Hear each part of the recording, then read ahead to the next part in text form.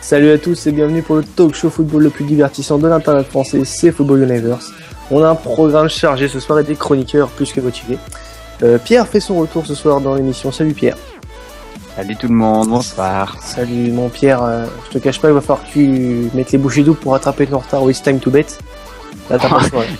J'ai pas d'ambition, je suis tellement mauvais au pronostic de base. Ah, t'es bien Lillois, t'as pas d'ambition, c'est connu. Ouais, commence pas trop. Le LOSC, zéro ambition, c'est pas une nouvelle.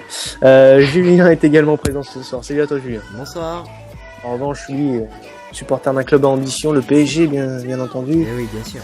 Et Julien qui a été étonnant sur la dernière journée, on verra ça lors du It's Time to Bet en fin d'émission. Ah ouais. Et le troisième chroniqueur du soir, alors c'est un autre chroniqueur de l'équipe, mais il viendra moins souvent que les autres, puisqu'il est chroniqueur foot féminin dans l'émission. C'est Kevin qui est là ce soir et qui va nous parler de la reprise de la Bundesliga féminine et de la D1 féminine. Salut à toi Kevin.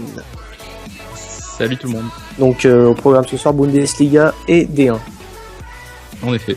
En effet, voilà. Le tableau est dressé, mais bon, pas tout à fait finalement. Puisque ce soir, comme je l'ai dit, le programme est chargé. On va parler de la dernière journée du mercato qui n'est pas encore terminée. Il y a encore 3 bonnes heures au moment où on vous parle, au moment où l'émission est enregistrée. Une journée assez mouvementée quand même. Et on va faire le bilan de ce mercato. Ensuite, on parlera du tirage au sort de la Ligue des Champions et de l'Europa League. Nous évoquerons les chances françaises et Kevin nous présentera bien sûr sa nouvelle chronique sur le football féminin. Donc on va commencer par parler de la dernière journée du mercato. On va en faire un bilan déjà. Je vais commencer à vous demander, est-ce que vous trouvez que ça a été une journée mouvementée pour une dernière journée de mercato? Très bien, oui. Moi je trouve que oui, surtout sur le mercato français en tout cas. Kevin, toi tu penses que ça a été une journée mouvementée? Ouais, je pense. En tout cas, en termes de sommes avancées pour certains joueurs, il semblerait que ouais. On voit pas de qui tu parles.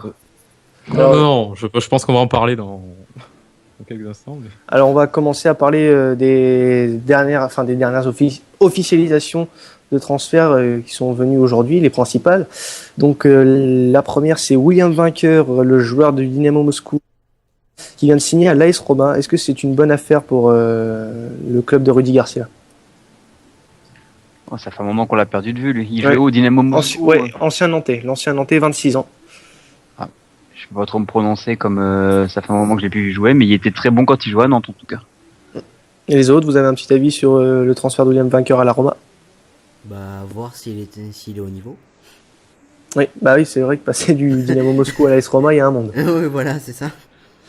Deuxième officialisation qui est arrivée tôt dans la journée, c'est celle de Moussa Sow qui quitte Fenerbahçe, l'ancien Rennais et Lillois, prend un nouveau virage dans sa carrière. L'attaquant sénégalais s'est engagé avec le club d'Al Ahly Dubaï aux Émirats Arabes.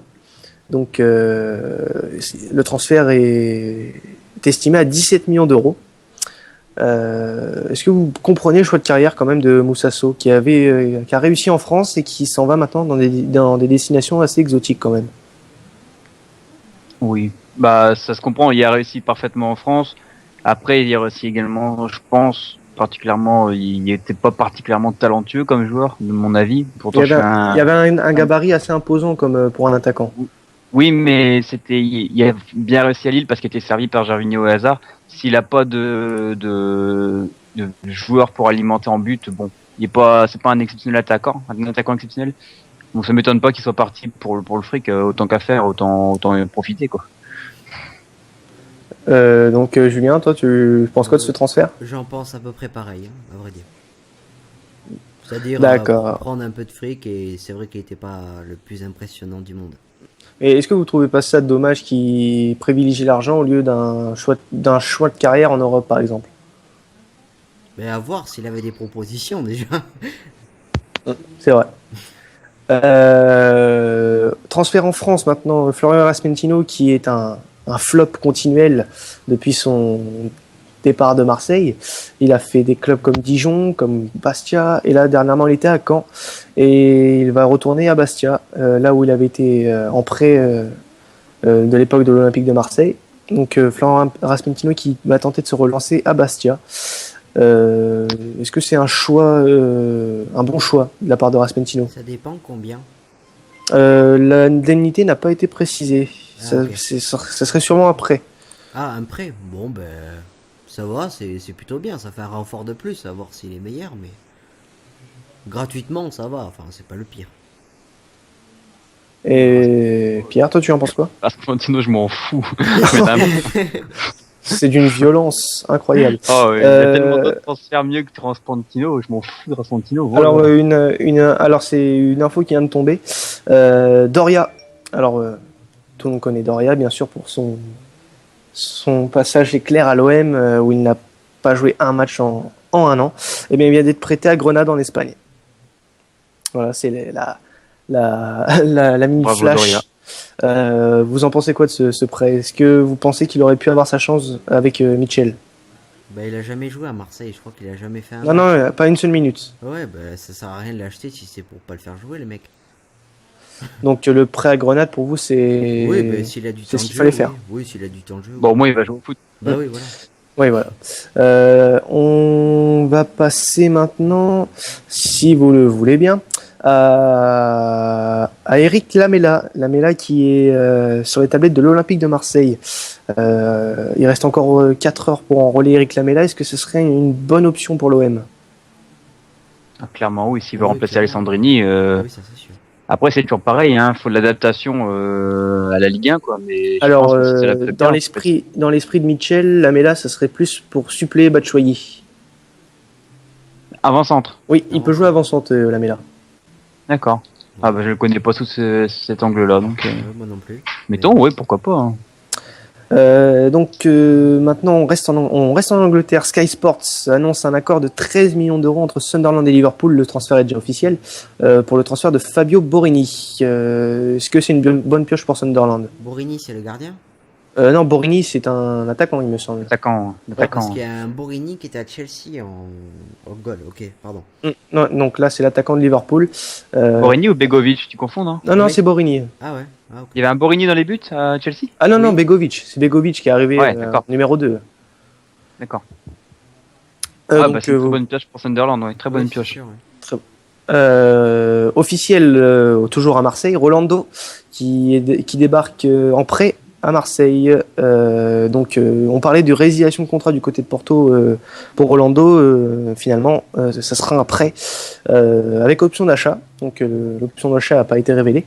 Est-ce que c'est un bon coup pour l'Olympique de Marseille? Parce qu'on sait ça fait 3 ans qu'il est placardisé à Porto et ses prêts sont pas forcément des succès pour le joueur des Dragons. Donc est-ce que c'est tout de même une bonne pioche pour l'Olympique de Marseille?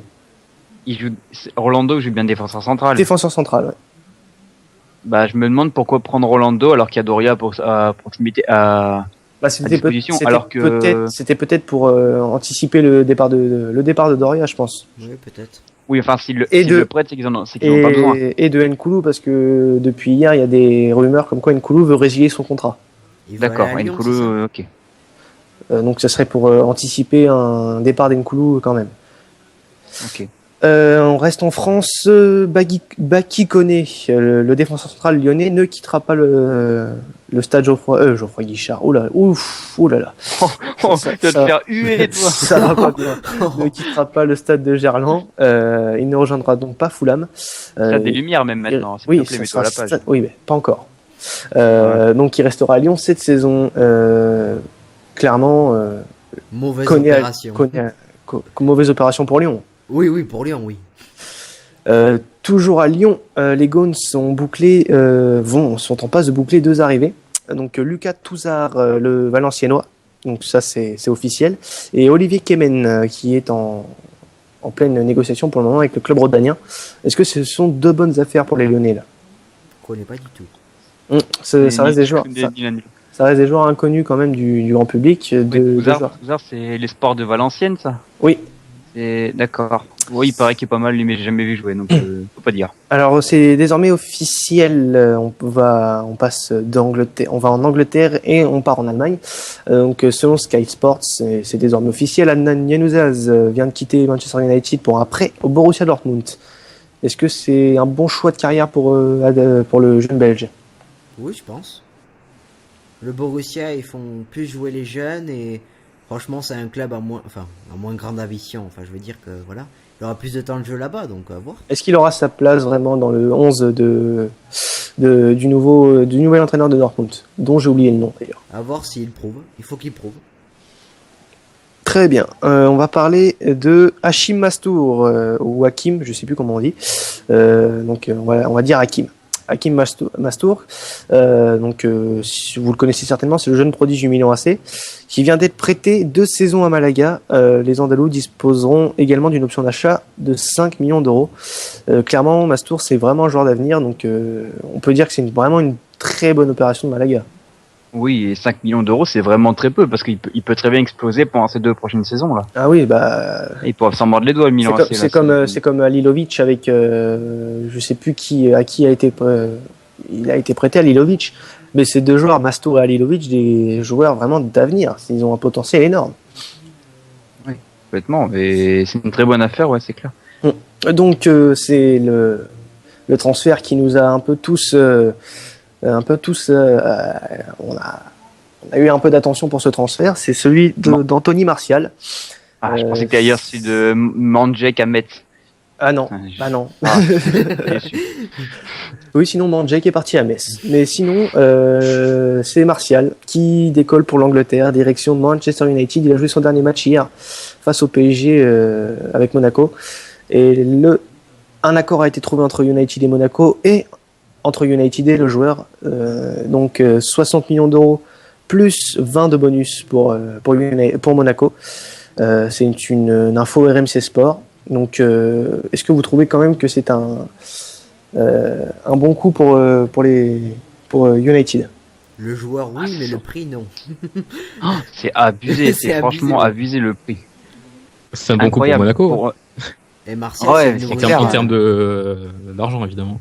Et aussi pour Lyon, mais oui, aussi. ceux qui auraient 10 millions, je crois qu'ils vont récupérer. Ouais, il récupère une dizaine de millions sur l'opération. Ouais, t'imagines, le mec, il a joué 2 saisons en Ligue 1, il fait des bons derniers matchs, il fait une deuxième bonne partie de son année dernière, mais il est payé le même prix qu'un De Bruyne, quoi. Enfin, De Bruyne, c'est un peu plus, mais avec les bonus, il sera payé plus cher que De Bruyne. En fait, c'est incroyable. Si vous voulez, en fait, c'est le marché anglo-anglais, en fait. Il n'y a pas vraiment de valeur. C'est celui qui montrera qui a le plus d'oseille. Si vous préférez, parce que il y a pas de logique pour les clubs anglais sur le marché des transferts. Du moment qu'ils peuvent mettre l'argent, ils le mettront. Ouais, mais faut être pigeon. Là, c'est franchement abusé, là. Martial, non ils auraient pu acheter Thomas Müller, Lewandowski. Oui, mais regarde, Raheem Sterling, Manchester City pour 70 millions d'euros. Ça a choqué tout le monde. Oui, ça c'est sûr. Ouais. Bah voilà, donc il n'y a pas de logique. Il y a quelques années, à moindre échelle, Andy Carroll à Liverpool pour 50 millions d'euros et on connaît le flop que ça a été ensuite. Ouais, c'est vrai. Donc il y a jamais eu et pareil pour Torres à Chelsea. Il n'y a pas de logique dans le mercato anglais. C'est juste un grand concours de celui qui mettra le plus d'argent. Fernando Torres à Chelsea, je suis pas tout à fait d'accord à mettre dans la même catégorie que Carroll parce que Torres c'était déjà quand même une star. Oui, mais ça reste un flop. Oui, c'est un flop, mais ça ils peuvent pas le savoir après coup. Mais payer le prix, mettre le prix 70 millions pour un Fernando Torres ou 70 millions pour un Anthony Martial, à l'époque de Torres est à signaler Chelsea, il était quand même exceptionnel. Je comprends largement les prix, mais Martial, je sais pas, faut pas abuser, quoi. Alors, est-ce que vous comprenez quand même le choix de Martial de partir à United? Ouais, bah complètement. Sachant qu'il va y avoir de la concurrence à United. Il y a DP. Il y a Memphis Depay. Il y a du monde. Il y a Rooney. Il y a Januzaj est parti. Ça laisse peut-être une petite porte quand même pour Martial. Ouais. À mon avis, il voulait pas partir tout de suite, Martial, mais vu l'opportunité pour Monaco, il a pas eu trop le choix, quoi. Non. Oui, ça, c'est sûr. Est-ce que c'est peut-être le cas. Peut-être qu'il va se griller pour l'Euro s'il joue pas à Manchester. Oui, c'est toujours le risque. Ouais, c'est à double tranchant. Alors, un des transferts, on va dire what the fuck de la journée, c'est le transfert de Papi Djilobodji, le Nantais, le défenseur central nantais, qui était un temps pressenti à l'Olympique de Marseille, s'envole en Angleterre pour Chelsea. Voilà. Il a passé sa visite médicale. Le défenseur central africain s'engage pour les Blues. Donc, c'est un peu un transfert incompréhensible. Ouais, transfert surprise, ouais. Vous imaginez quand même une charnière centrale Zuma Djilobodji. Oh, ça fait rêver. Ouais, Moi, je c'est donne pas cher de leur peau. Bah, c'est solide, hein, Djilobodji, c'est quand même pas c'est pas la dernière des brailes non plus, quoi. Ah non, Mais- c'est un bon défenseur, Djilobodji, mais bon, c'est peut-être un peu trop tôt. Et oui, puis, c'est un bon défenseur à Nantes, quoi. Oui, voilà. À voir. Ça reste à voir. Ouais. C'est un pari quand même de la part de Chelsea. Donc là, c'est presque officiel. Les médias polonais annoncent l'arrivée de Błaszczykowski de Dortmund à la Fiorentina. C'est un prêt avec option d'achat. Bonne pioche pour la Fiorentina. Oui. Oui, Oui, d'accord. oui, Ça- oui. Oh oui, c'est vraiment une super, c'est l'affaire du siècle. C'est l'affaire du siècle, très bien. Donc, quand vous écouterez l'émission, vous vous taperez la tête contre les murs, puisque Pierre a dit que Błaszczykowski, c'était l'affaire du siècle. Ah, Fiorentina, attention. Chicharito à Leverkusen, c'est officiel. Le joueur mexicain prêté au Real Madrid l'année dernière débarque en prêt, encore une fois, en Allemagne. Donc, cette fois-ci, à Leverkusen. Bonne Est-ce pioche. que certains clubs, dont par exemple l'Olympique de Marseille, pourraient avoir des regrets sur ce dossier? Ah oui, quand même. Parce qu'il y avait la place. Hein. Ah oui, franchement, Hernandez à Marseille, ça aurait fait bien, quoi. Le problème, c'est qu'un de Marseille, oui, ça aurait fait super, mais ça aurait complètement barré Batshuayi qui peut être aussi bon. Hernandez peut être, enfin Chicharito peut être utilisé sur une aile. Hein. Oui, très bien, oui, il jouait à gauche ou à droite. Oui, à mais Manchester. ouais, mais je vois plus en buteur qu'en ailier quand même. Bon, de toute façon, on va finir avec Ocampos en deuxième attaquant, ça finira comme ça. Oui, Voilà. je crois qu'il a marqué un beau but en plus, franchement. Non? Ouais, je sais pas. Il a Oui, raté un avec une penalty. grosse- avec une grosse faute. Il a raté un penalty en barrage Il a pas mis un ciseau de Ligue des Champions. Ça, je le sais. Alors, on va passer à une rumeur qui a été très vite démentie par le Zénith. C'est celle Axel Witsel, le milieu de terrain belge du Zénith, partant pour l'AC Milan. Mais le Zénith a tout de suite démenti parce que la clause libératoire du joueur est de 100 millions d'euros. Donc Witsel ne partira pas. Qu'est-ce que vous C'est en à pensez? United, hein. Oh non, il partira pas, je pense. Je peux mettre 100 millions sur Witzel, hein, ça choquerait personne. Hein. L'arrivée de Felipe Melo à l'Inter Milan en provenance de Galatasaray pour 3,5 millions d'euros, contrat de 2 ans. Bonne affaire pour l'Inter. Un peu vieux quand même. Un bon suppléant. Ah oui, un bon suppléant avec les départs de Matteo Kovacic aussi, Oui. c'est une bonne pioche. Selon Beansport, selon nos médias français, Gaëtan Charbonnier, l'attaquant de Montpellier, intéresse plusieurs clubs en Europe, dont Mayence, Hambourg et Aston Villa. Est-ce que Charbonnier doit s'en aller du MHSC? En plus, je dis des conneries, je joue pas à Montpellier, je joue à Reims. Donc, doit-il s'en aller du Stade Rémois? Il a quel âge? Il a à peine 24 ans, je crois, quelque chose comme ça. Ouais, il a 24-25 ans, ouais. Moi, je pense pas qu'ils doivent partir. Ah, il a du mal à confirmer en Ligue 1. Depuis son arrivée à Montpellier, il a du mal à confirmer. Après, c'est un joueur très athlétique et il pourrait très bien s'en sortir en Allemagne. Je vois bien s'en sortir en Allemagne, par exemple. À Mayence, ça pourrait être un... Ou même en Angleterre, hein, Rien d'officiel pour le moment, ce ne sont que des rumeurs.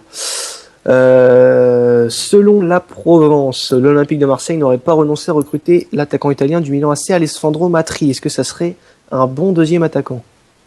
Ah oui, clairement.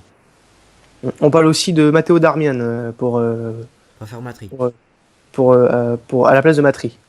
Ah, bah Matri, franchement, il est pas mauvais, hein.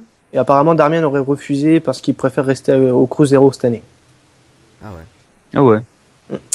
Donc, un des gros coups du mercato français de cette dernière journée du mercato, c'est Lorik Sana. Lorik Sana qui signe 2 ans en faveur du Football Club de Nantes. Est-ce que c'est une grosse affaire pour le... Ah oui, Pour très les- bonne. Très très bonne. Ça peut être le joueur qui leur manquait. Il a un de joueur l'expérience très en Ligue 1. expérimenté, Voilà. très expérimenté qui connaît bien la Ligue 1 surtout. Oui, surtout, oui. Donc, ça a été l'une des rumeurs. On l'a envoyé à l'Olympique de Marseille pendant très longtemps, mais il rejoindra l'Angleterre. C'est Jonathan de Guzman qui va signer à Bournemouth, le premier anglais. Donc, un prêt payant d'1 million d'euros et une option d'achat de 5 millions. Pas de regret pour l'Olympique de Marseille. C'est un bon joueur, ça aurait fait du bien à l'Olympique, c'est Marseille, ça c'est sûr. C'est pas faux. Ce n'est pas faux. Ah bah,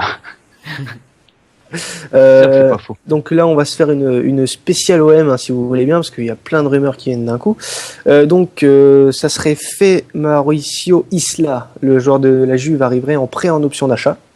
Très bien, ça.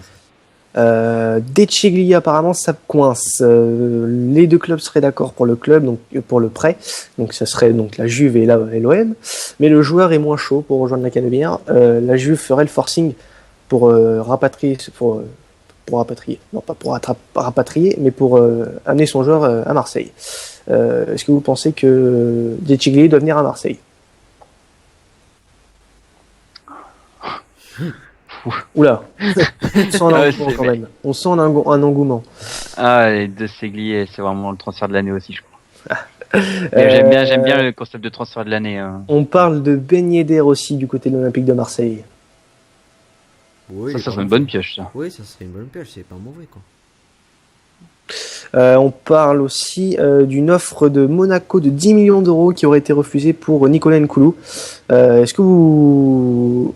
Alors, il y a ceux qui pensent que Nkoulou doit rester parce il n'y a plus grand chose à Marseille. Et il y a ceux qui pensent que Nkoulou doit être vendu parce qu'il a plus qu'un an de contrat.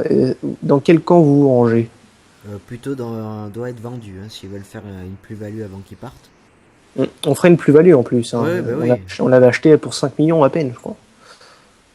Allez, à Monaco d'ailleurs, à Monaco. Dans ce cas, il vaut mieux le revendre maintenant, ça c'est Voilà. sûr. On l'avait Parce qu'après, en plus, tout le s'il temps. réside son contrat en cours de route, ils l'auront complètement dans le cul, quoi. Un départ, là, cette fois, c'est Lemina. Lemina qui a passé sa visite médicale aujourd'hui à la Juventus. Donc après, payant d'1,5 million et une option d'achat obligatoire d'11,5 millions. Est-ce que l'OM peut avoir des regrets de laisser partir Lemina? Bah, pour si peu, je pense, oui. Il y a une Parce plus-value qu'il aurait- quand même. Oui, mais ils auraient très bien pu le vendre, à mon avis, 18-20 millions en Angleterre. Sans problème. Après, peut-être qu'avec l'arrivée de Diaby, de Lucas Silva et Romao qui est encore là, qui est pas encore parti, et de Lassana Diarra, il s'est peut-être bouché pour lui, Lemina. Oui, puis après, peut-être que l'OM a besoin de sous. Il s'est peut-être fait oui aussi. Il s'est peut-être fait une raison. L'un des transferts de la journée, c'est Julian Draxler, l'ancien joueur de Schalke, qui part pour Wolfsburg. Est-ce que c'est un choix compréhensible, sachant que la Juventus lui faisait la cour? C'est compréhensible parce que, en plus de Bruyne est parti, il laisse les clés de l'équipe à Draxler. Du coup, Draxler va prendre les clés de l'équipe et je pense que c'est un bon choix de carrière. Ouais. Puis il peut rester en Allemagne, hein, il est bien acclimaté. Alors, ça a été un des feuilletons de l'été. Alors, selon les informations de Marca, le Real Madrid et Manchester United seraient arrivés à un accord de principe pour David De Gea. Le quotidien espagnol évoque un montant autour de 30 millions d'euros. Est-ce que on va enfin connaître l'épilogue de cette série? Ah bah, En tout cas, ça a tu l'air poses la d'être en question bonne à nous, on n'a pas tellement le... voie. Non, mais ça serait vraiment une bonne pioche pour le Real, par contre. Là. Oui, et une mauvaise pioche pour Manchester quand même. Hein. Alors, il y a une rumeur, en parlant de Manchester, il y a une rumeur folle qui a été lancée par le quotidien Sport, le quotidien catalan de foot, bien sûr. Donc, un accord, enfin, non, pas un accord, un échange aurait été évoqué, un échange Valdés-Mandanda entre Manchester United et l'OM. Est-ce que vous y croyez à ça? Non. Ça me surprendrait, ça c'est clair. Oui, c'est Alors, clair. il a été aussi évoqué que Valdés pourrait arriver simplement de Manchester United à Marseille. Est-ce qu'on peut croire à Valdés à Marseille avant minuit? Bah, si Valdés arrive à Marseille, Mandanda s'en va. De toute façon, c'est sûr. Ils vont pas être à deux gardiens, ils vont pas avoir deux gardiens comme ça m'étonnerait. Ah, ils peuvent faire une concurrence comme ça a été pendant 2 ans au Real. Ouais, mais à Marseille, ça me surprendrait quand même. Mandanda, Sachant il qu'il est capitaine. accepterait pas. Sachant qu'il est capitaine, je pense en pas- plus, Ouais, je pense ouais. pas qu'il accepterait de faire banquette. Et en plus, c'est vrai. je crois qu'il a refusé une offre de Russie pour rester à Marseille, il me semble. Exact. Non, de Turquie. De Turquie, pardon. Il avait un vrai pont d'or et il a refusé pour rester à Marseille. Voilà. Une rumeur en Italie maintenant, on n'a pas été souvent en Italie ce soir. Sky Italia affirme qu'un accord à 11 millions d'euros a été trouvé entre la Juve et l'Inter pour Hernanes. Le Brésilien, après avoir quitté la Lazio il y a 2 saisons, va rejoindre la Juventus. Qu'est-ce que vous en pensez du mercato de la Sérieusement Juventus? 11 millions seulement? 11 millions pour Hernanes. Ouais, Ça c'est fait peu, c'est une hein. bonne C'est pioche, hein, beaucoup. Non, c'est beaucoup pour Hernanes, je trouve. Hein. Il a pas montré grand-chose. Hein. Ah, il est quand même super talentueux, ce gars-là. On attend beaucoup plus d'Hernanes. Hein. Sur Oui, ces Oui, 2 mais saisons 11 à millions, l'Inter, c'est peu. c'est déjà une belle affaire hein, quand même. Hein. Oui, c'est une belle affaire. C'est une belle affaire pour la Juve. Oui, voilà. Oui. Oui, Donc ok. c'est peu, ouais. Et du coup, c'était quoi la question? Est-ce que c'est une bonne affaire?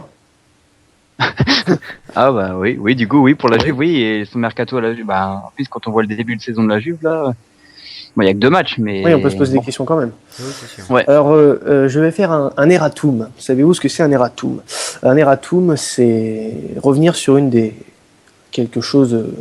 parole, donc je me suis trompé.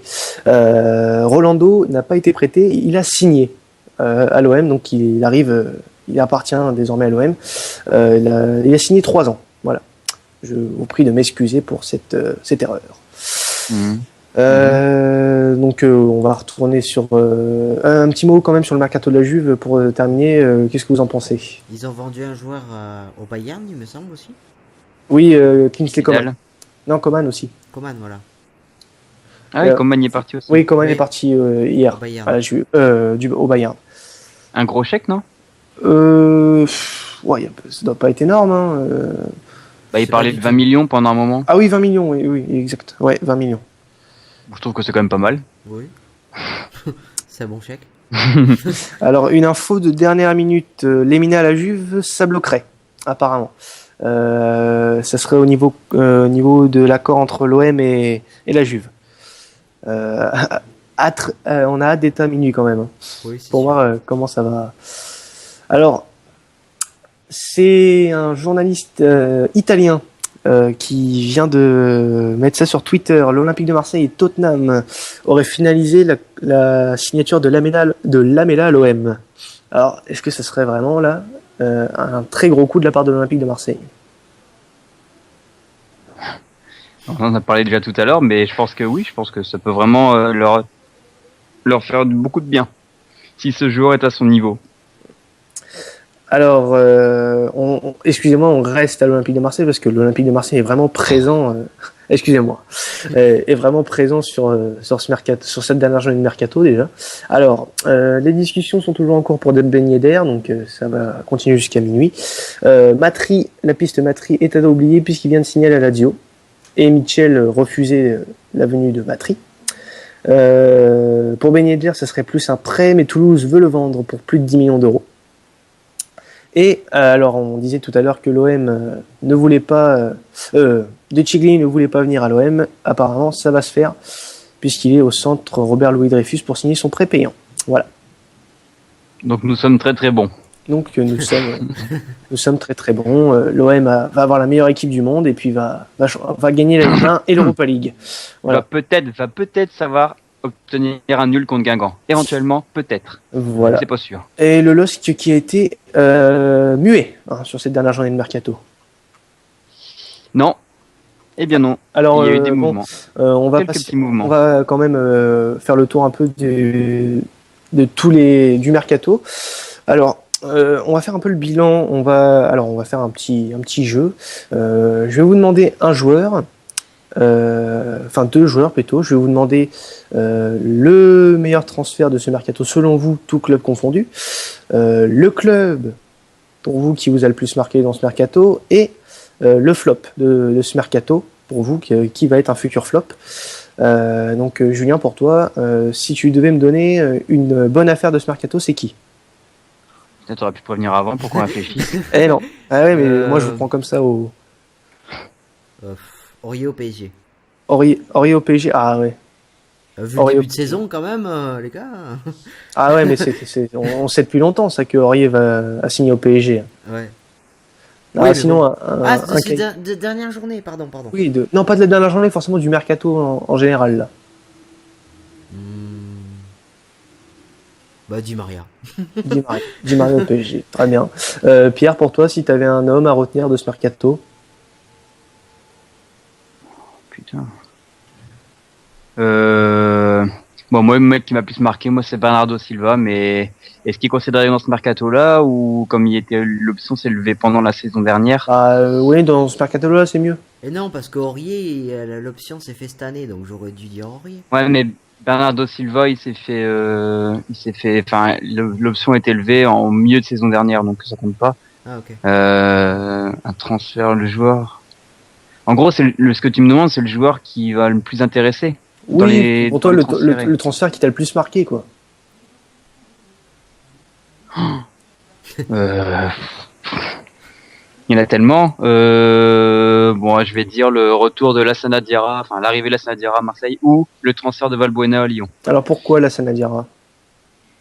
Parce que c'est une très belle trouvaille de Marseille. Je trouve que c'est très bien de l'avoir ramené et c'est un très bon joueur. Et pour Valbuena? Valbuena, bah, c'est surtout marquant parce que c'est Valbuena qui revient à Lyon, quoi. Ouais, c'est sûr. D'ailleurs, le but Qui de va à Lyon. Lassana est Et- superbe. Donc, Kevin, je vais pas te demander. Hein. Enfin, peut-être que tu as un avis sur le mercato masculin. Si t'en as un, je te le laisse. Hein. J'ai pas suivi j'ai pas suivi assez pour vraiment avoir un avis très intéressant. D'accord. Sinon, les gars, si vous aviez un futur flop annoncé de ce mercato, ça serait qui? Ilara Mendy au FC Séville. Yaramendi a signé à la Sociedad, il me semble. Ah oui, à Sociedad, putain. Mais Oui. Voilà. Donc, Yaramendi à la Sociedad, d'accord. Voilà. Et pour toi, Pierre? C'est dur de réfléchir comme ça. Ah ouais, t'aurais pu prévenir avant, merde. Il me faut une journée pour réfléchir à ça. Oh, genre. Le flop, Oui, le flop. le prêt de Rodelin à Caen. Ah oui, oui, bah ça vient de tomber d'ailleurs. Rodelin à Caen, c'est... Oui, ça vient de tomber, ouais.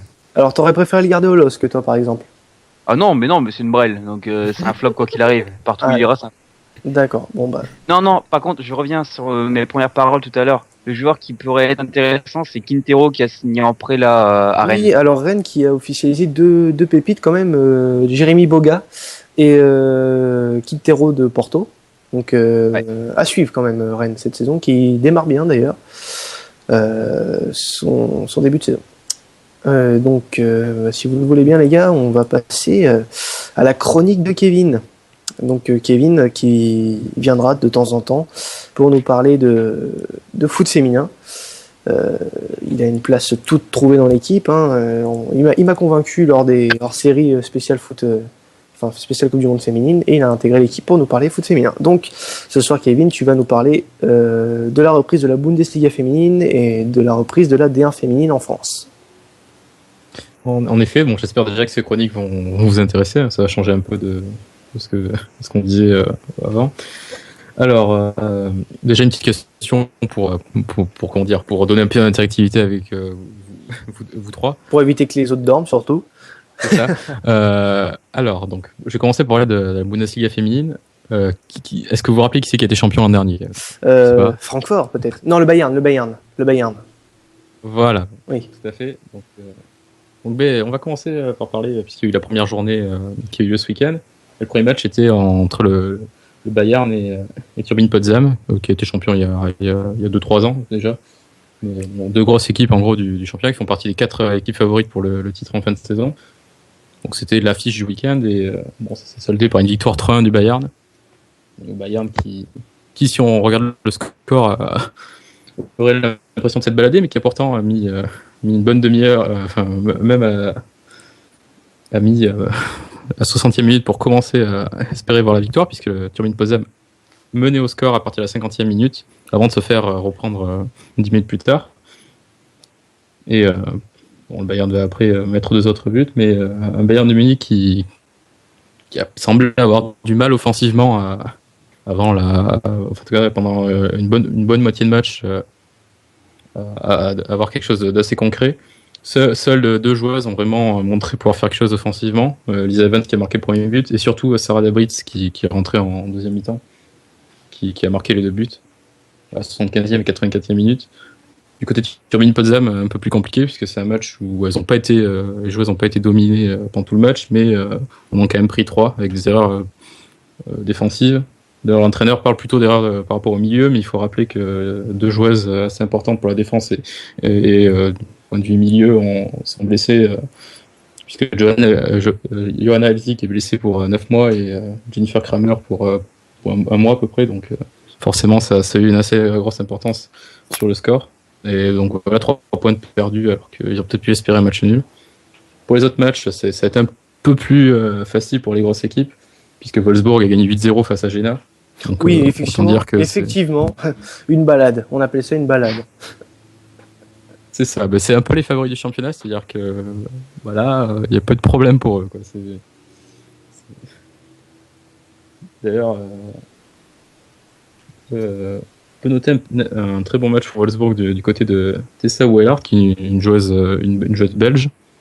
Pour les Belges qui nous écouteraient, vous pouvez savoir que vous avez quand même des joueurs.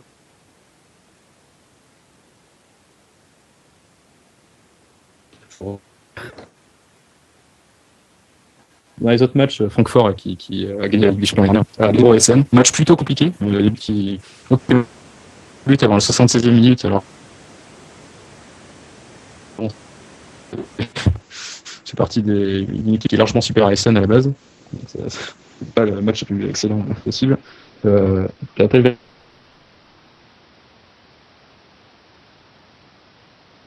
Werder Bremen qui a gagné 6-2 face à Cologne, Freiburg qui a fait match nul contre Hoffenheim et le SC Sand qui a gagné 4-0 face au Bayer Leverkusen. Bon, pas de grosse surprise pour cette première journée de la Bundesliga, avec Wolfsburg qui se retrouve en tête par rapport à la différence de but évidemment, mais c'est pas maintenant qu'on pourra juger de ça. En tout cas, Wolfsburg qui semble être bien parti. On va voir si ça durera jusqu'à la fin du championnat. Je sais pas si quelqu'un a un avis ici, mais football féminin. Apparemment. Non. Alors pour nous, on sait jamais. Pour nous inciter à suivre cette Bundesliga féminine, qu'est-ce que tu nous conseilles, enfin, qu'est-ce que tu nous dirais pour nous forcer à suivre cette compétition? Alors, te forcer à suivre la compétition, je sais pas, mais te dire déjà qu'à la différence du championnat français, tu as 4 équipes qui vont être titrées en Allemagne. C'est quand même un peu plus intéressant que d'avoir en France Lyon qui est quasiment sûr d'être champion, à l'exception de Paris, mais encore ça dépend. Montpellier, c'est même pas trop mal, ouais, non déjà. Ouais, mais il y a quand même, enfin j'en reparlerai après, mais il y a encore un petit peu d'écart quand même. Je te fais confiance. Qu'est-ce qu'il y a d'autre? Je sais pas, pour que vous comptiez regarder ça, je sais pas. Mais déjà, c'est compliqué parce que c'est pas diffusé tout le temps. Les matchs sont pas diffusés tout le temps en France. Enfin, Eurosport a les droits, mais on diffuse de temps en temps. C'est-à-dire qu'en Allemagne, ils diffusent forcément, mais pas en France. Donc bon, c'est un peu compliqué pour vous de dire de le suivre. Ouais, c'est sûr. Et s'il y a des matchs comme les matchs avec Wolfsburg contre le Bayern et Francfort sont, je pense, à suivre par contre. Très bien. Je vous en parlerai sûrement. Alors, on va passer à la D1 féminine en France qui va reprendre ou qui a déjà repris. Qui a déjà repris dimanche dernier. Il y avait d'ailleurs un match diffusé pour ceux qui auraient regardé sur Eurosport 2. Il y avait Nîmes-Montpellier qui diffusait donc. Bon, je vais en parler en premier. Montpellier s'est baladé comme tu parlais tout à l'heure, 7-0. Montpellier, contre Nîmes, qui s'est baladé. Montpellier. Peut-être une image, pas intéressante dans le match, mais bon, il y a un petit cafouillage avec l'arbitre pour le premier but qui a donné, puisque une Montpelliéraine a blessé une Nîmoise, je ne me rappelle plus laquelle, lors de l'action en fait, et ça a quand même pas empêché l'arbitre de laisser jouer, et donnant le but à Montpellier. Bon, ça a fait un petit peu de tâche sur le match, et les joueuses de Nîmes étaient assez en colère par rapport à ça en première mi-temps, mais bon. Tu m'étonnes. Ça les a, enfin les autres buts les ont entre guillemets calmés par la suite, puisque bon, c'est pas ça qui aurait eu une grande influence sur la suite, puisque c'est un but qui était marqué dans les 10 premières minutes, il me semble. Et bon, victoire 7-0. Bon, Montpellier montre que ce sera une équipe à compter, pas pour le titre, je pense pas, mais pour les places européennes. Ah, bah, il y a que 2 places, donc bon, là, la place européenne qui reste, on va dire. Ah oui, effectivement. Il y en a pas donc ça finalement. Non, il y a 2 pour les plus grands. Il n'y a pas d'équivalent d'Europa League pour les féminines? Ah non. D'accord. Alors, autre match. Petit négatif. Alors, PSG qui gagne 5-0 à Rodez, face à Rodez, plutôt. Bon, le score semble être assez large, mais de ce que j'ai pu entendre de ce qui s'est passé, PSG a fait un match très moyen. Enfin, beaucoup d'erreurs techniques surtout. Mais bon, victoire 5-0. Bon. C'était très moyen. Ça reste reprenable. Hein, mais, C'est très moyen quand même pour le PSG, ça reste très moyen. Ouais, mais bon, après, techniquement, si c'est pas bon contre Rodez, ça veut dire qu'il va falloir quand même qu'ils améliorent ça, parce que bon, contre Lyon, ça va être un peu plus. Ça peut être la même, quoi. Ah non, c'est sûr. Ouais. C'est pour ça, c'est intéressant à voir. Anya Mitag qui a marqué un but pendant le match, qui est la nouvelle recrue du PSG. Que vous avez peut-être, si vous avez suivi la Coupe du Monde, vous avez peut-être déjà entendu parler. Ouais. Apparemment, d'ailleurs, son but était un peu son seul tir cadré du match. Donc, il va falloir espérer pour le Paris Saint-Germain que ça s'améliore, parce que quand elle joue bien, ça peut vraiment être un plus pour l'équipe. Par contre, il y a eu 2 surprises pour cette première journée. Saint-Etienne qui fait match nul à Juvisy. Juvisy qui était il y a 2-3 saisons une équipe qui avait une grosse chance d'avoir une place en Ligue des Champions et qui maintenant commence à rétrograder petit à petit. Là, qui fait match nul contre Saint-Etienne, ce qui est quand même, dès le début de saison, perdre des points qui en théorie semblent être acquis. C'est pas ce qu'il y a de mieux. Mais bon, pour Saint-Etienne, par contre, bonne opération, hein, sortir d'un point face à Juvisy. Et autre surprise, Guingamp qui perd face à Soyaux 1-0.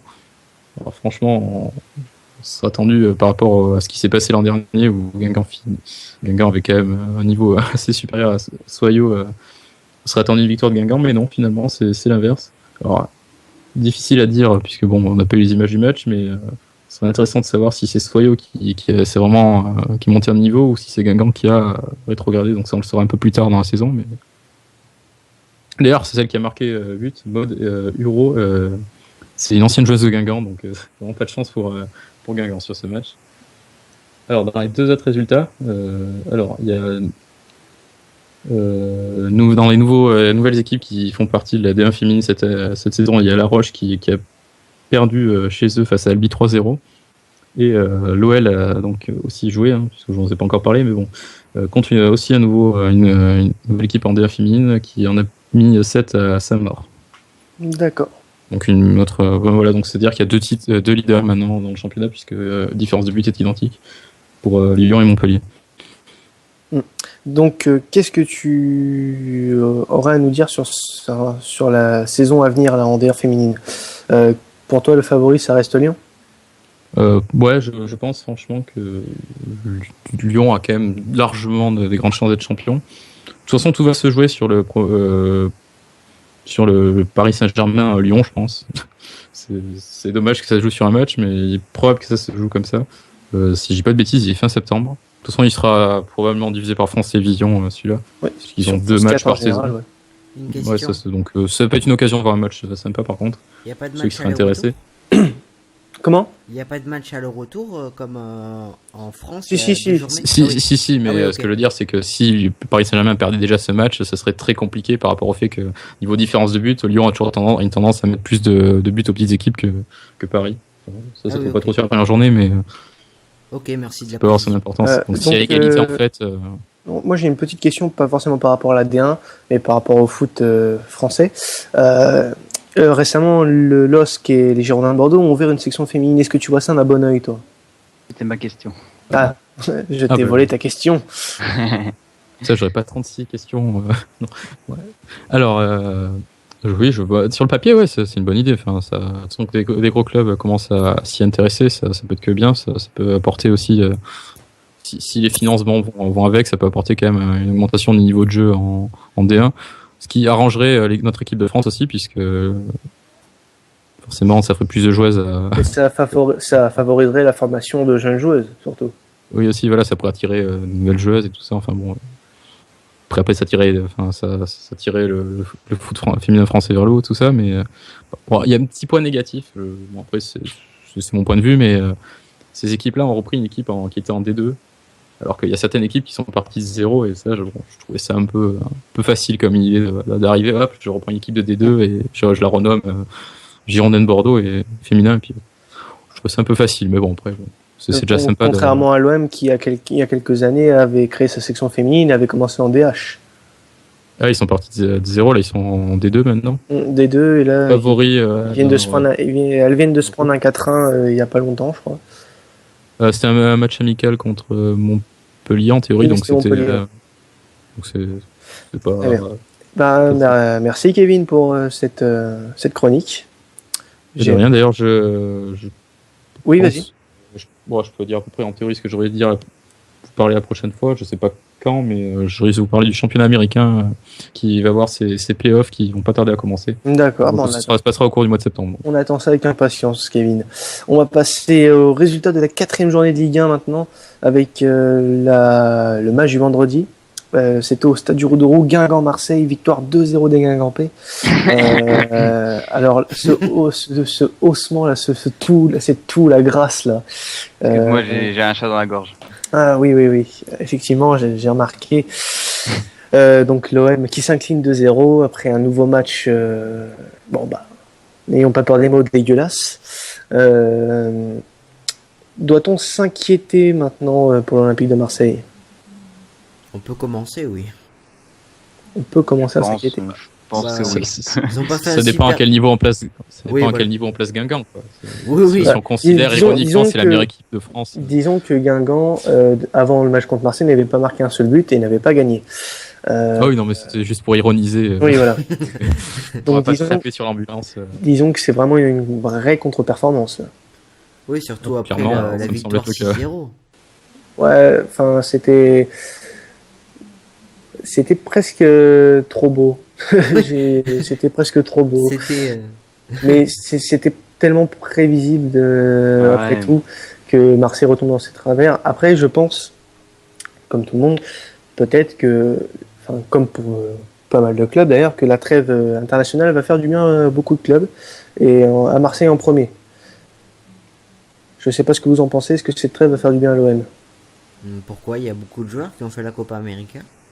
Non, mais c'est pas par rapport à ça. C'est que bon, ça va permettre à plusieurs joueurs, dont par exemple la Sanadira, de reprendre un peu de physique. Des joueurs comme Ocampos qui resteront. Cabella. De toute façon, ça va faire du mal aux équipes en forme. Ça va faire du mal à Reims, par exemple. Oui, mais ça va faire du bien à Lille. Ça va faire du bien aux équipes qui avaient du mal à se lancer et qui vont pouvoir se lancer grâce à ça, peut-être. On a vu un bon match, on va parler de Guingamp maintenant, on a vu un bon match de Jim Briand et de Sloan Privat qui avait arrêté un penalty d'ailleurs en tout début de match, très mal tiré d'ailleurs le penalty. Est-ce que Guingamp lance enfin sa saison ? À voir par la suite. Battre Marseille, c'est une bonne performance, hein, j'ai pas dit quoi. Ouais, mais Guingamp est quand même habitué chaque saison à battre une grosse équipe et puis à plus rien faire de la saison. Enfin, j'exagère un peu pour les Guingampais. C'est peut-être ça, ouais. Ils avaient fait ça contre Paris l'année dernière et puis après, c'était une bonne. Ils ont fait quand même une bonne saison en ayant joué l'Europa League à fond. J'exagère évidemment, mais bon voilà, ils font leur gros match une fois, puis après ils essaient d'assurer quelque chose de correct, mais sans faire une grande saison. Quoi. Très bien. On va passer à Caen-Lyon qui avait lieu samedi à 17h et Caen qui a pris une valise 4-0 face à l'Olympique Lyonnais avec un triplé de Fekir et un but de Beauvu. Lyon qui se lance vraiment enfin après une défaite la semaine dernière face à Rennes de Buzyn. Qu'est-ce que vous pensez de la prestation lyonnaise pour ceux qui ont vu le match ? De qui ? De la prestation lyonnaise. Je l'ai pas trouvé si abouti que ça, moi. Ah. Tu sais, j'ai trouvé que c'était que déjà Lopez avait déjà beaucoup de boulot. On dit que Lyon a laminé son adversaire, mais moi je trouve que Lopez a quand même dû faire pas mal d'interventions. Même si après, 4-0, c'est sans appel. Tu peux pas gagner 4-0 sans malentendu. Oui, mais c'est surtout par les individualités qu'ils s'en sont sortis. Après, on a retrouvé un peu de traces du Lyon de l'an passé, mais je trouve quand même qu'ils n'ont pas été si souverains que ça. très bien. C'est une bonne analyse de ce match, hein, je trouve. Caen qui déçoit quand même, perdre 4-0 à domicile, alors que l'année dernière, ils avaient gagné contre ces mêmes Lyonnais 3-0, qui avait d'ailleurs coûté le titre aux Lyonnais.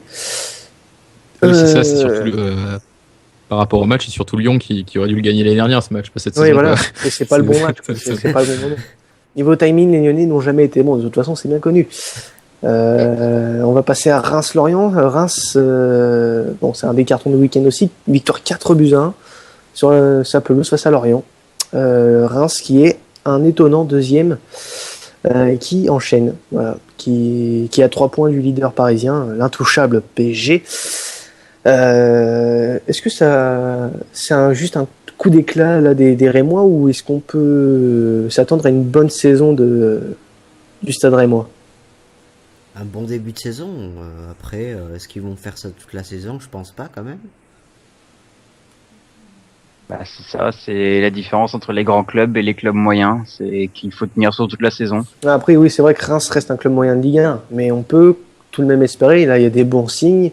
Olivier Guégan a l'air de tirer beaucoup de choses positives de son groupe. Ça reste à voir. Ça me fait penser un peu à Caen l'année dernière. Nantes l'année dernière. Ouais, Nantes aussi, et à Caen sur la deuxième partie de saison.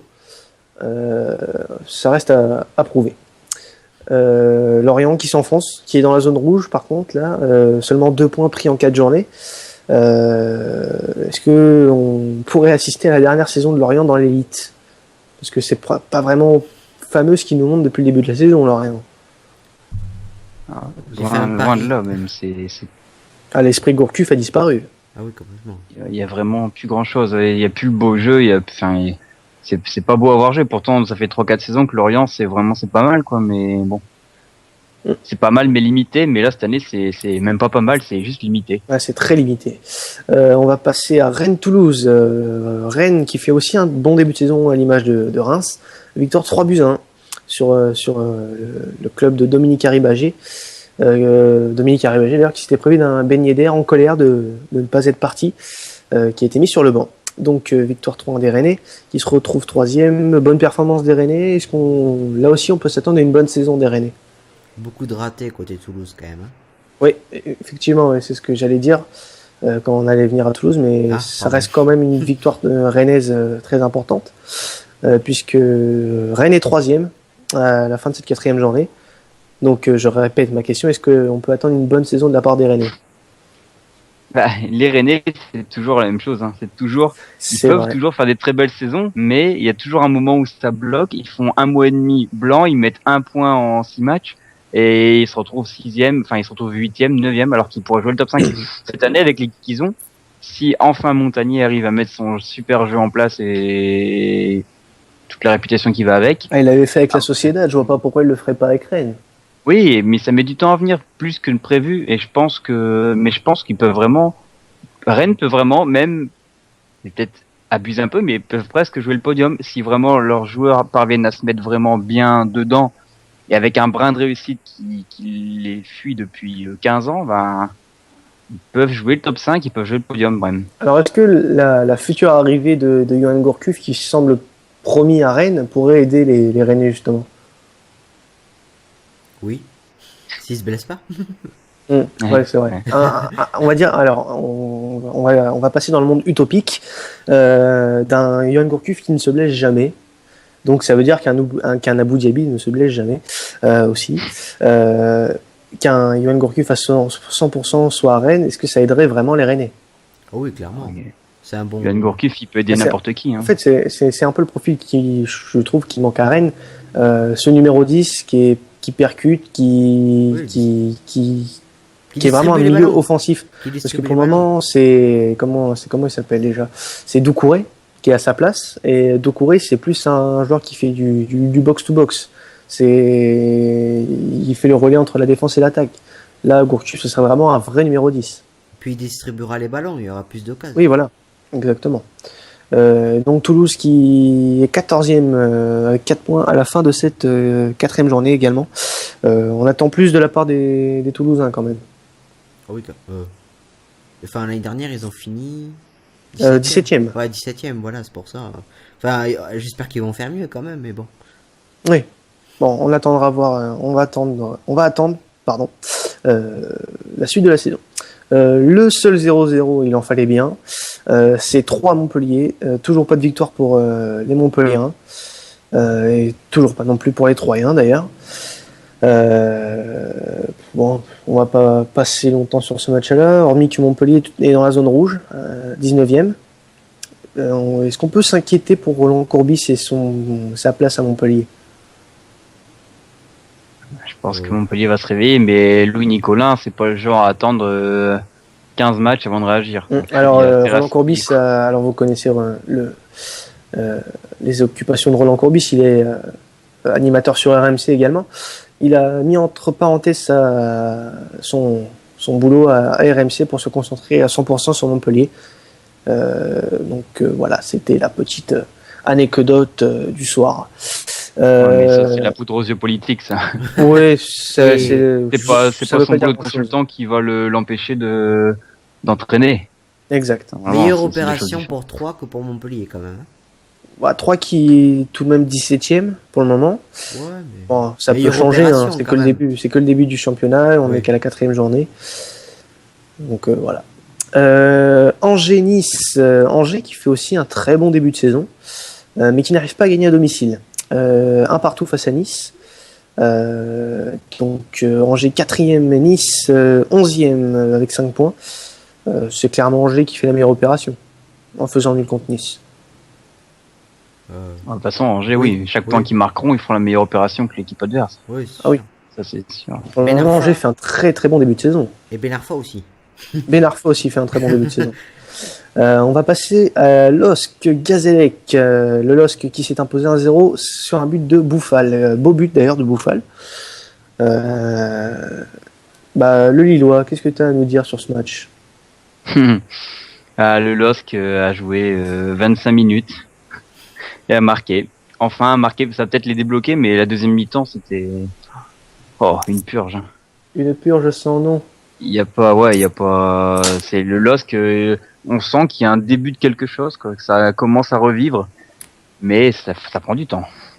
Mais les arrivées là d'aujourd'hui en attaque, notamment Lenny Nangis qui est arrivé, Benzia, je sais pas s'il est arrivé, mais ça parlait beaucoup. Je sais pas si c'était officialisé ou pas, mais ça peut faire beaucoup de bien parce que pour le moment, devant, il y a rien de tout ça pour le moment.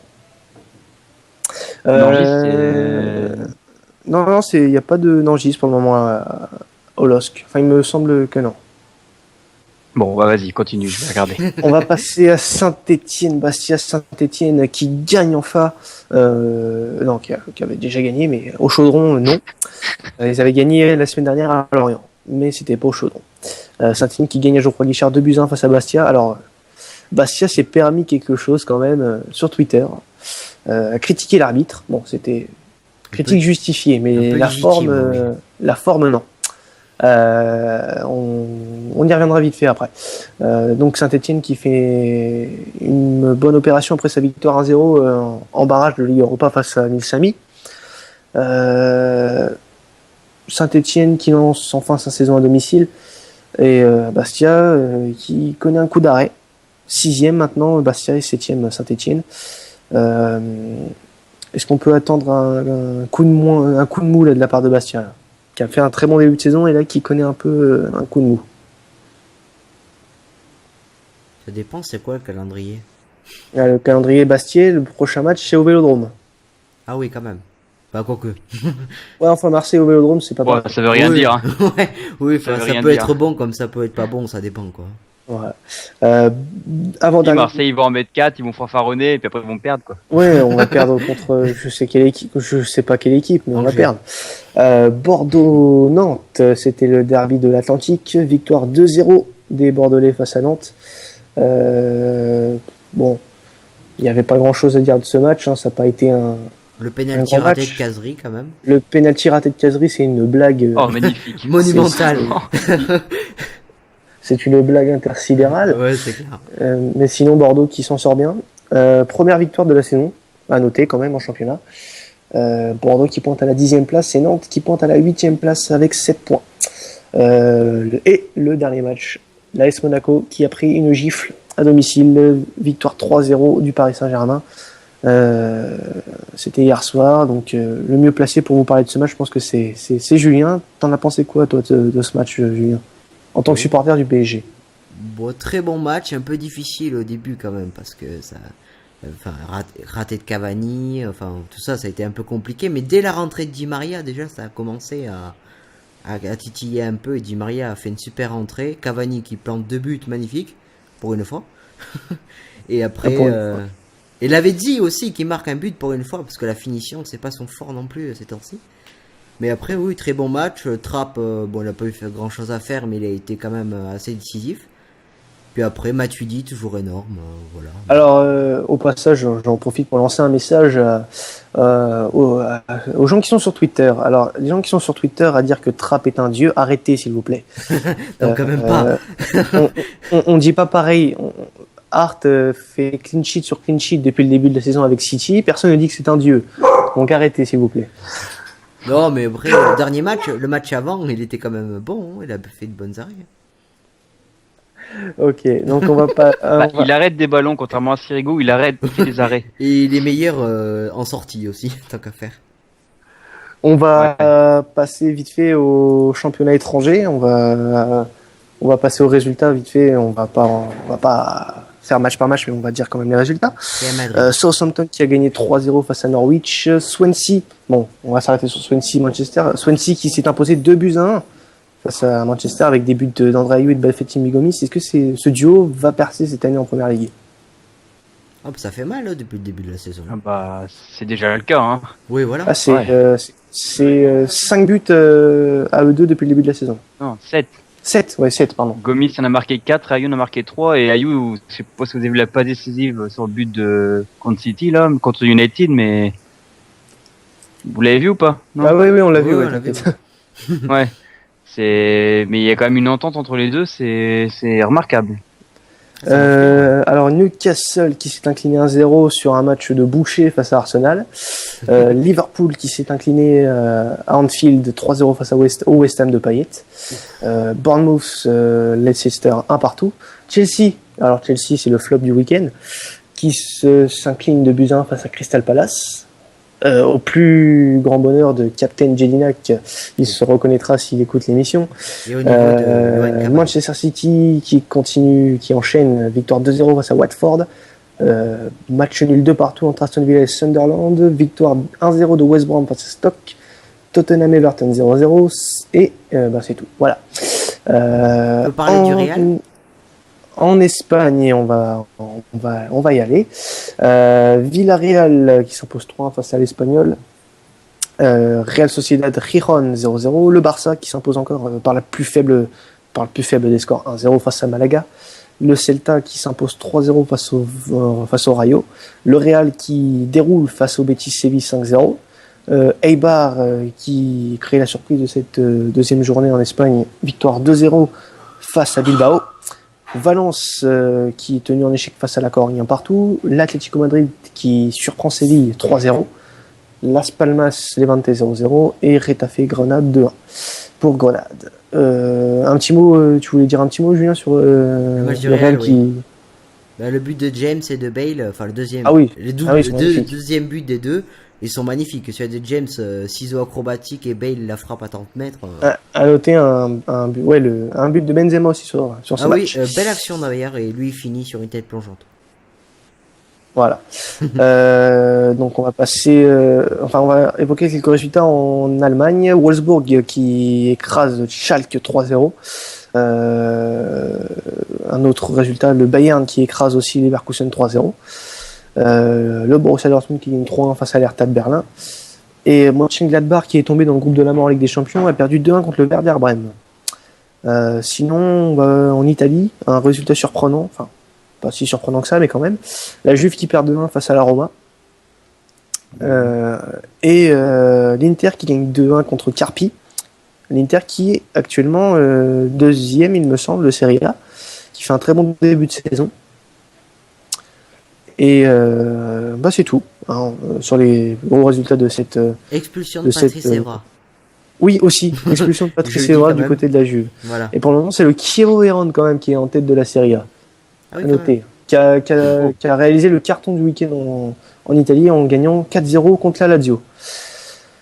Donc voilà pour le Tour d'Europe, le rapide Tour d'Europe. On va passer au débat du soir, si vous voulez bien les gars. On va passer au tirage au sort de la Ligue des Champions et de la Ligue Europa pour les clubs français. Alors on va commencer par le tirage au sort de la Ligue des Champions. Donc le PSG est tombé dans le groupe A avec le Real Madrid, le Shakhtar Donetsk et Malmö. ah merde, j'ai plus la dernière équipe. Malmö. C'est quoi Malmö. Malmö, oui, le l'équipe club, suédoise de le club l'ancien suédois, club, voilà. l'ancien club de Zlatan. Voilà. Donc l'Olympique Lyonnais qui est tombé sur la Gantoise, le Zénith Saint-Pétersbourg et Valence. C'est Shakhtar. En Europa League, l'OM est tombé sur Braga, le Slovan Liberec et je ne sais plus c'est quoi la dernière équipe, c'est le FC Groningen aux Pays-Bas. Les Girondins de Bordeaux sont tombés sur Liverpool. Rubin Je Kazan. sais. Rubin Le Kazan. Le Rubin quoi déjà? Le Rubin Rubin Kazan. Kazan, oui. Ouais. Et une autre équipe. je vais vous dire ça dans un instant. bien Le préparé. Borussia Molgache, un truc comme ça. Oui, non, mais les gars, on va pas commencer à critiquer, hein, ça va. Oui, le FC Sion, voilà. Ah oui, voilà. FC Sion. Monaco qui tombe sur Tottenham, Anderlecht et Karabag. Et la SSE qui tombe sur le Dniepopetrovsk, dernier finaliste de l'Europa League, la Lazio et Rosenborg. Alors, la question suivante est pour vous, messieurs. Est-ce qu'on peut croire à une belle saison des clubs français sur la scène européenne? Oui, pourquoi pas. Alors avant de commencer le débat s'il vous plaît, petit transfert de dernière minute. Yacine Benzia, le joueur de l'Olympique Lyonnais, vient de signer au LOSC. Ah tiens donc. Voilà. Alors réaction à chaud du supporter lillois. C'est une C'est très bonne bien. chose. Au moins, on aura pu Baptiste Guillaume devant. Ah très bien. Donc on retourne sur le débat. Peut-on croire à une belle saison des clubs français sur la scène européenne? On peut l'espérer, en tout On peut cas. l'espérer, oui. Alors Il y a tout pour faire. Là, il y a 6 équipes en lice. Les 6 peuvent se qualifier. À mon avis, les deux, Lyon et Paris, peuvent passer en en huitième, huitième, même si Lyon auront plus de difficultés, forcément.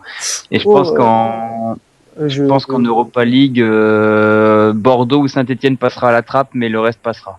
Alors, je suis pas tout à fait de ton avis au niveau de Lyon et Paris. Je pense que Lyon a vraiment un coup à jouer dans son groupe. C'est vraiment, enfin, C'est du moins niveau. pour le Zénith et Valence, c'est des groupes, des effectifs équivalents. Mais la Gantoise, par exemple, ça va être l'équipe sur laquelle il faudra prendre les points. Ça, tout le monde le sait. C'est quand même niveau Europa League. Hein. Ouais, La mais poule. pour Paris, ça sera un autre challenge parce que t'as le Real, t'as le Shakhtar qui certes qui a été affaibli au dernier mercato, mais qui reste tout de même une équipe à redouter. Et puis un déplacement en Ukraine, c'est pas évident. T'as les déplacements en Suède aussi, qui sera pas évident à gérer, même si Malmö est largement inférieur.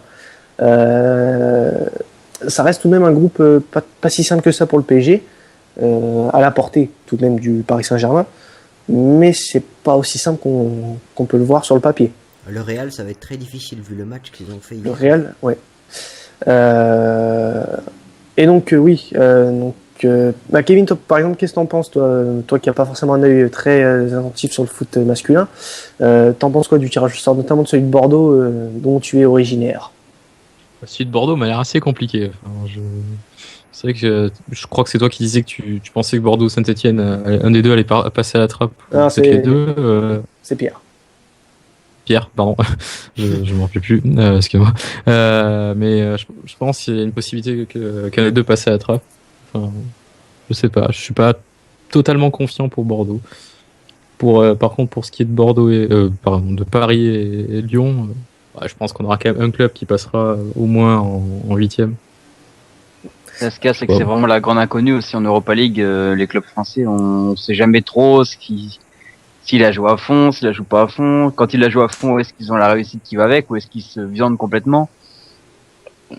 Voilà. Et Lyon, je pense que Lyon pourra passer. Enfin, Lyon sera au tour suivant, mais suivant la compétition, Je me suis tellement emmêlé dans ma phrase encore une fois. Oui, non, mais on a l'habitude avec toi, t'inquiète pas. Je pense que Lyon va se qualifier pour une compétition, mais on sait pas encore laquelle. C'est soit ils vont passer en 8e en Ligue des Champions, soit ils seront reversés en 16e en Europa League, mais ils vont pas être éliminés.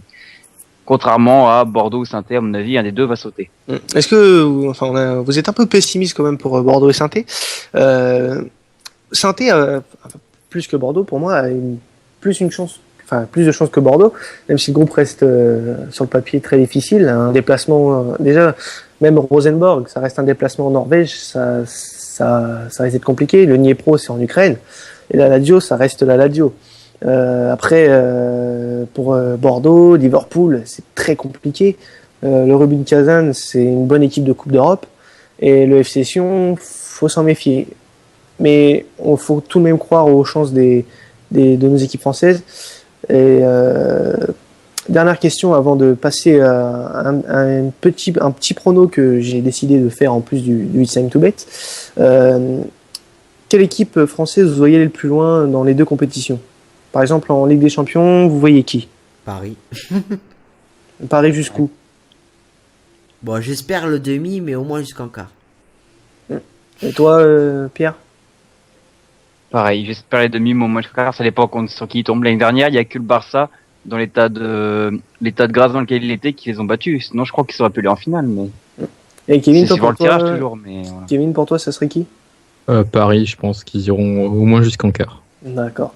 Et en Europa League, vous voyez qui? Allez, quelle équipe française irait le plus loin pour vous? Il y a on rappelle, il y a Marseille, Monaco, Bordeaux, Saint-Étienne. Bah, allez, Marseille, j'espère. Jusqu'en? Bah, l'écart, pareil.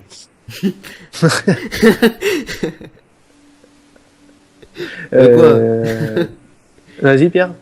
Étonnamment, moi je vois Monaco et Lyon. Monaco et Lyon. Ouais, les deux ils iront en quart de finale de l'Europa League. D'accord. Et toi, Kevin, t'en penses quoi? Monaco et Marseille parce qu'ils seront tous les deux en 8e et puis ils resteront là. Je suis un très grand optimiste pour le club français. Ouais, donc c'est pas ça les pronos que je vous ai prévus. On va faire des pronos simples. On va essayer de pronostiquer sur les places que vous pensez que les clubs français auront dans leur phase de poule. Ok. Donc chacun votre tour. Donc ça vous donnera 5 points supplémentaires au concours It's Time to Bet en plus, en cas de bonne réponse, bien évidemment. Donc on va commencer par les deux équipes engagées en Ligue des Champions. Pour le PSG, quelle place vous leur attribuez à la fin de la phase de poule? On va commencer par Julien. Bon, je suis un supporter, mais je vais dire deuxième. Pierre. Ouais, deuxième, c'est bien. Et Kevin. Deuxième. L'Olympique Lyonnais. Allez, troisième. Ah. Ah oui, il y a le Zénith et Valence quand même. Pierre. C'est moi, quand je pronostique un truc, souvent il se passe le contraire. Comme j'ai dit qu'ils seront en Europa League, je veux dire qu'ils vont finir deuxième. Ah d'accord. Et Kevin? Troisième. Troisième aussi. On va passer aux équipes en Europa League. On va prendre l'Olympique de Marseille. Allez, premier.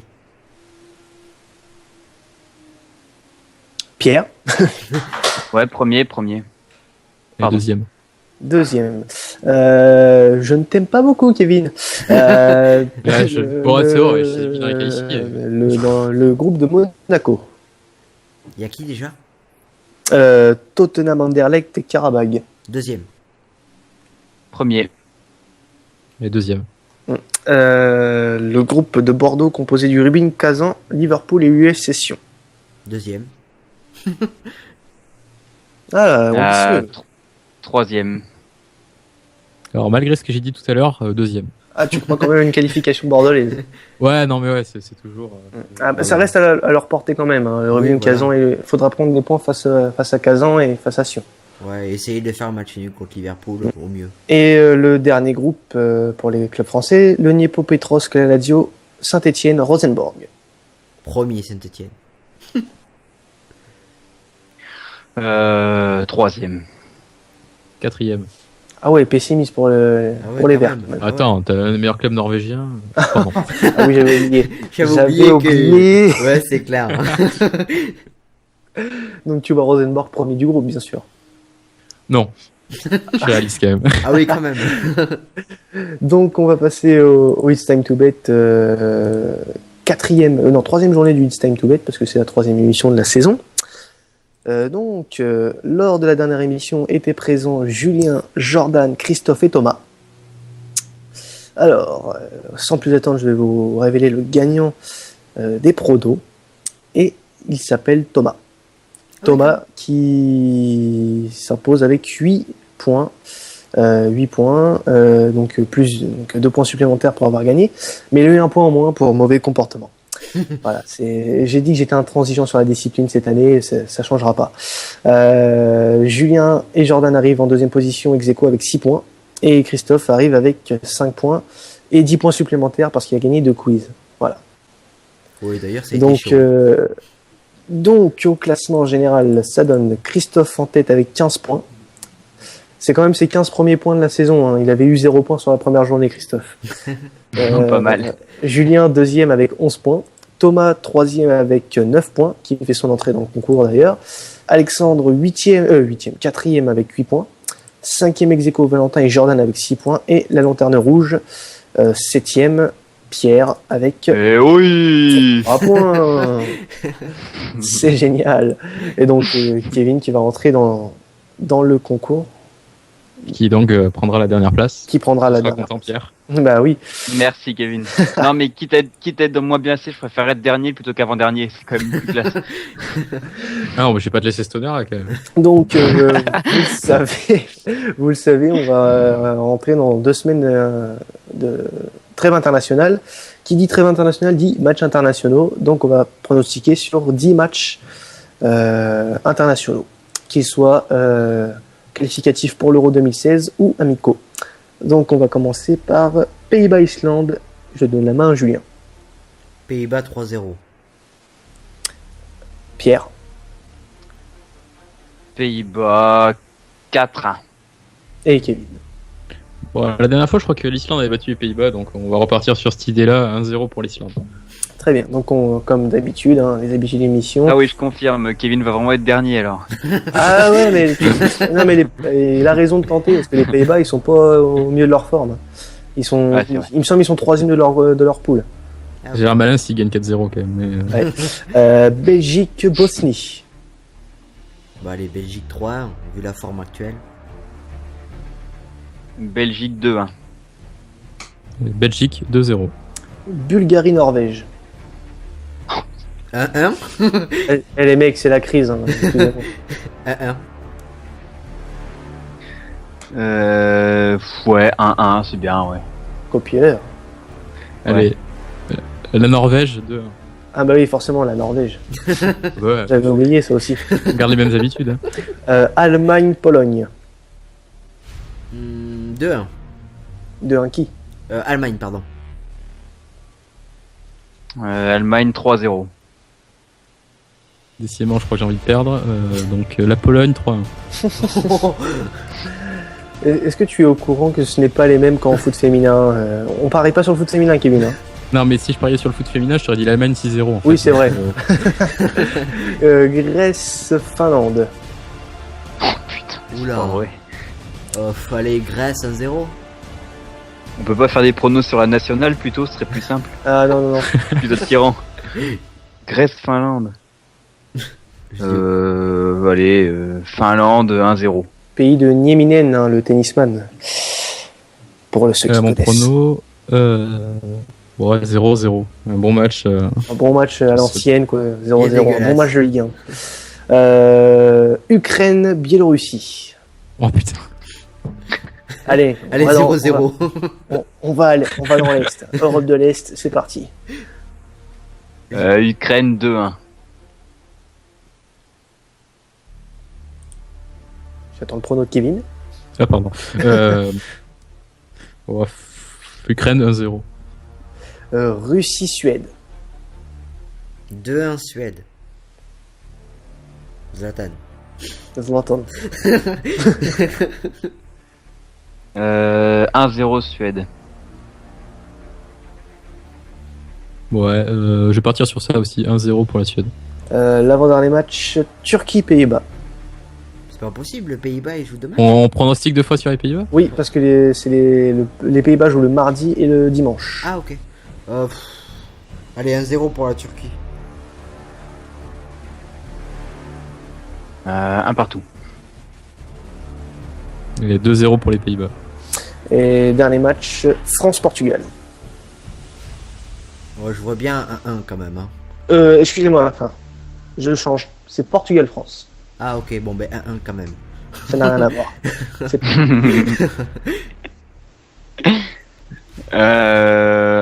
2-0 pour le Portugal. Et 2-1 pour le Portugal. Bah, c'est... Alors, je me souviens plus, il y a un deuxième match amical, il me semble, pour l'équipe de France. Ah, Voilà, Serbie. Serbie. Ouais, c'est France-Serbie, donc France-Serbie.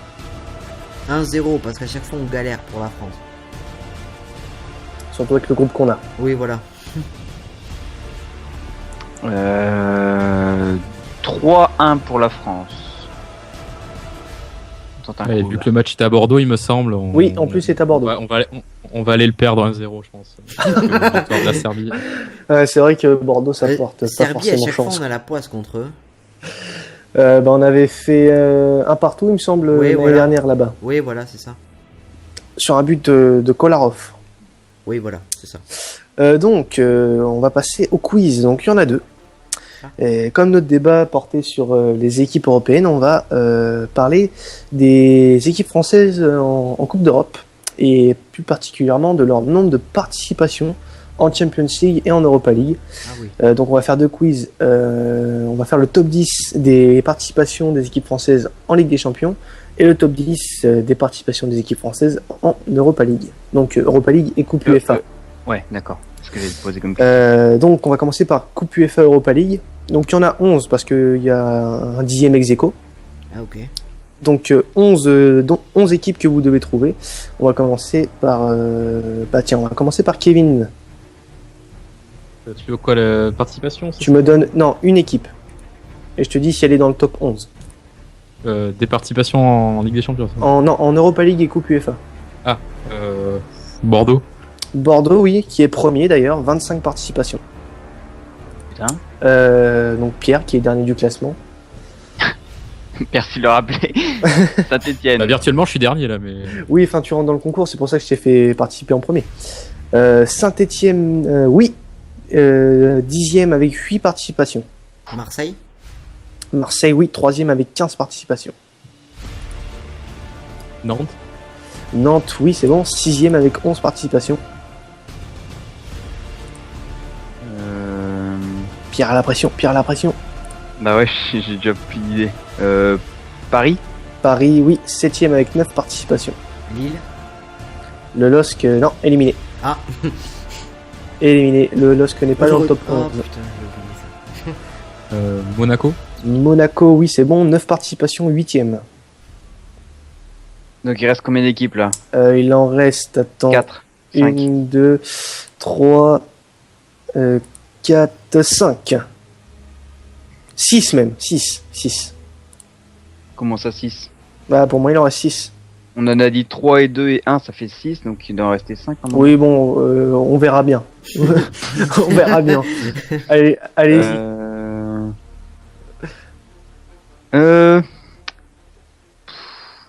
Allez. Toulouse, non, éliminé. Montpellier, Ouais, il y avait, con, non quoi, Toulouse. Si Kevin donne une bonne réponse, les 5 points vont à Kevin. Ah putain, faut pas dire une connerie quoi. Ah. Il y a le deuxième que vous avez pas cité, le troisième, non, le troisième a été cité, le quatrième n'a pas été cité. Parce qu'on a Allez, dit Marseille, je m'en rappelle plus. oui, Marseille a été dit. Pardon, ouais. Donc, Ah bah oui, merde, je suis con. j'aurais Sochaux dit- peut-être. Sochaux, oui, 9e avec 9 participations. Donc Kevin à 5 points. Les 5 premiers points Rennes reviennent à était Kevin. dedans ou pas? Est-ce qu'il y avait Montpellier? Alors, le reste du classement, donc on va faire le classement. Premier Bordeaux, 25 participations. Deuxième Lyon avec 16 participations. Troisième Marseille avec 15 participations. Quatrième Lagia avec 14 participations. Cinquième le RC Lens avec 11 participations, égalité avec le FC Nantes. Le PSG 7e avec 9 participations. Monaco 9 participations. Sochaux 9. Saint-Etienne 8 et Strasbourg 8 également. Donc il y avait 12 équipes en fait. Non, 11. Ok. 11. Donc, on va passer aux participations en Champions League maintenant. Donc là, il y en a 10. On va commencer par Kevin. Paris Saint-Germain. Paris Saint-Germain, oui, c'est bon, 5e avec 9 participations. L'OL. L'OL, Lyon. oui, en première position avec 15 participations. Marseille, forcément. Oui, 2e, 14 participations. Monaco. Monaco, 3e avec 13 participations. Ah oui, pardon, c'est à moi. Oui, c'est à toi. Ouais. Oui, pardon. De temps. Et de temps. Attends, c'est à lui? Eh non, c'est pas à moi. Kevin qui vient de répondre? Eh oui. Attendez, vous m'embrouillez le cerveau là. Putain, je sais. Oui, c'est moi en dernier. Oui, c'est moi en dernier. Oui, oui, ça. c'est toi. Oui. Donc c'est à Kevin. Ah, pardon. C'est quoi le dernier qui a été dit? Le dernier qui a été dit, c'est Monaco. C'est je viens de le dire. Et oui, après c'est à Pierre moi. et après c'est Ah, moi. donc c'est à Pierre alors. Oui, voilà. Bon, ça me C'est saoulait, ce que je me disais. Désolé. Allez-y, bon, bah, Pierre, c'est à toi.